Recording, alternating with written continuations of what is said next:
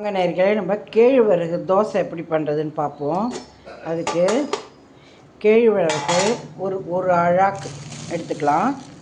ஒரு அழாக்கு கேழ்வரகு எடுத்துகிட்டு பாருங்கள், இந்த அழாக்கால் ஒரு அழாக்கு கேழ்வரகு போட்டுக்கலாம். போதும். ஒரு அழாக்கு முதல்ல எப்படின்னு பண்ணி பாருங்கள். அடுத்தது பாருங்கள்,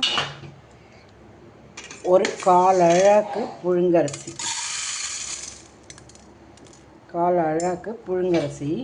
எடுத்துக்கலாம். இந்த கேழ்வரகை நல்லா நம்ம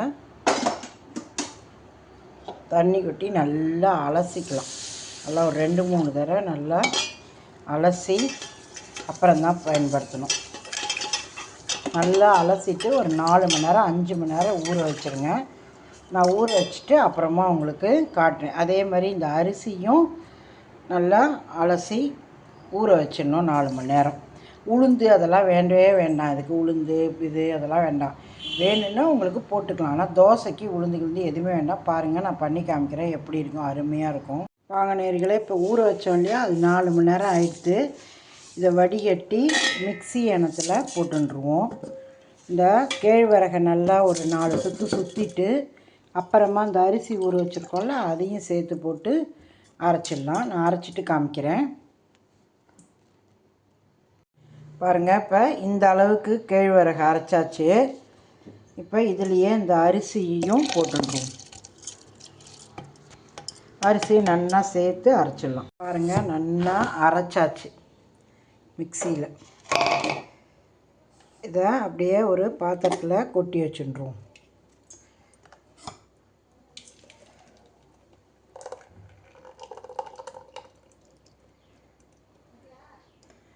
இதில் நீங்கள் இதை ஒரு 4 மணி நேரம் புளிக்க வைக்கணும்.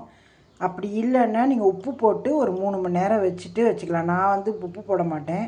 அப்படியே வச்சுட்டு அன்னன்னைக்கு எடுத்துக்கும் போது தான் உப்பு போட்டு கலந்து தோசை வைப்பேன். இதை நான் தோசை வாக்குறதே உங்களுக்கு எடுத்து போடுறேன். அது பாருங்கள், இப்போ 4 மணி நேரம் இதை புளிக்க வச்சுருவோம்.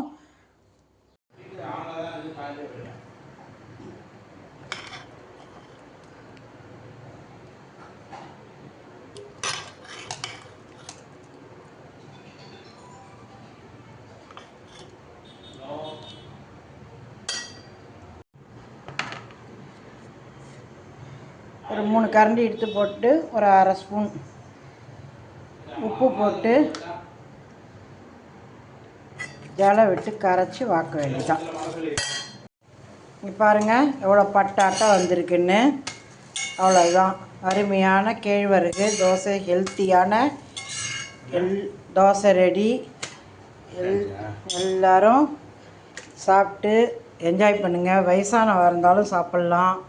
சின்ன குழந்தைகளுக்கு அவ்வளோ நல்லது. நல்லா தொட்டுக்க. எங்கள் காலத்தில் இன்றைக்கி வெத்த குழம்பு, அது நான் தொட்டுக்கிட்டு சாப்பிட போகிறேன். நீங்களாம் சட்னி அரைச்சிக்கலாம், என்ன வேணாலும் அரைச்சிட்டா நல்லாயிருக்கும், ரொம்ப நல்லாயிருக்கும். பாருங்கள் எவ்வளோ நன்னா, ஒரு இது கிடையாது, எவ்வளோ நன்னா வந்திருக்கு பாருங்கள். நீங்களாம் செஞ்சு பாருங்கள். Thank you very much. எங்கள் சேனலை சப்ஸ்கிரைப் பண்ணுங்கள், எல்லாருக்கும் ஷேர் பண்ணுங்கள். Thank you very much.